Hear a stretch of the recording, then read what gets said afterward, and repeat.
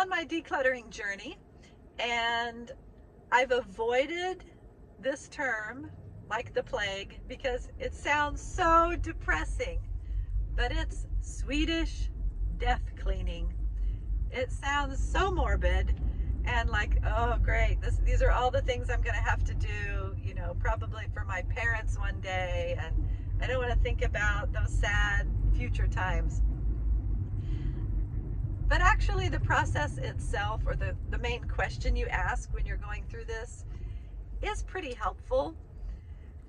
So Swedish death cleaning is basically the concept of cleaning out your possessions of everything that you're not using and that you don't want someone else, but likely your children, to have to clean out for you when you die. Sort of thoughtful, sort of sad, but you know, it is a practical question. Like, realistically, do they need to be cleaning out all of these random weird things that you've kept? You know, or can you go ahead and chuck it now and save them the trouble later? Okay, it's not something I'm, you know, staying up late thinking about, but I do like the question that is posed as you're addressing each item. So the question is, do I use this now? Yes or no? So keep or not. And the follow-up question, who will be happy that I saved it? So who's going to come along after me and go, oh, I'm so glad Mom saved this. I've always loved this. Or, oh, thank goodness Grandma kept this. I remember this from my childhood and I really would love to have it. Those kinds of questions. You know, your dear friend, you know, wants a memento. She'll be really glad that you have that. Something of that nature. Really, really helps. Do I use it now? Who will be happy that I saved it?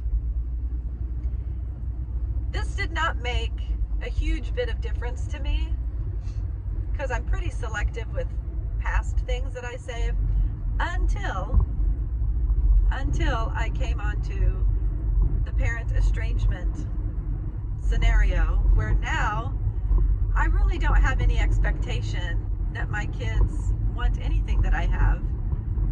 You know, I doubt they would attend a funeral. They're just not going to be around. They don't want to be. And they're certainly not going to come and clean my house out for me. So what they wanted, they've already gotten. And so now it's easier to look at the things and go, okay, do I use it? Yes or no? Who will be happy that I saved it? Well, right now, I'm down to the question of, will I be happy that I saved it? And occasionally, will my husband be happy that I saved it? So that's making it super easy. And it allows me to really focus on and think about the things that I want to keep. And instead of being the curator and the repository for everybody else's stuff and future maybes, I'm finally able to look at my home and my possessions, and it's just there for me to be happy with. I get pleasure out of looking at it, out of having it in my life, and I just really, really like this new feeling that I've got. And so Swedish death cleaning, as horrific as that sounds, is actually kind of working for me at this point. So I'd love to know if you've tried Swedish death cleaning and if those kinds of things work for you, or do you have a lot of stuff that you are kind of caretaking for other people for the someday when you're gone?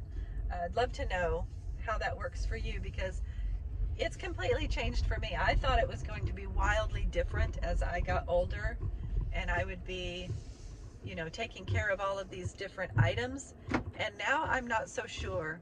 I just don't know about some of the things. I haven't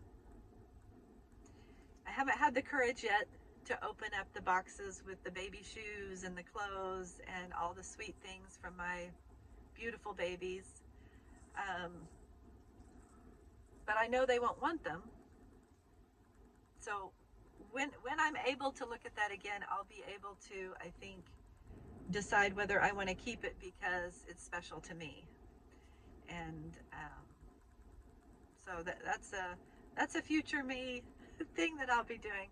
But in the meantime, all the other things, you know, I'm finding a lot of freedom in some of the items that I was keeping for someday. Just going ahead and saying, you know, I think so and so would like this, or I'm gonna message, you know, 5 friends or neighbors and ask if they'd be interested in these items, and go ahead and gift them now while it matters, while I can see them enjoy it, and know that it went on to make somebody else's life a little bit happier. So that's where I'm at. Hope you're all having a great day, and I'll talk to you soon. Bye.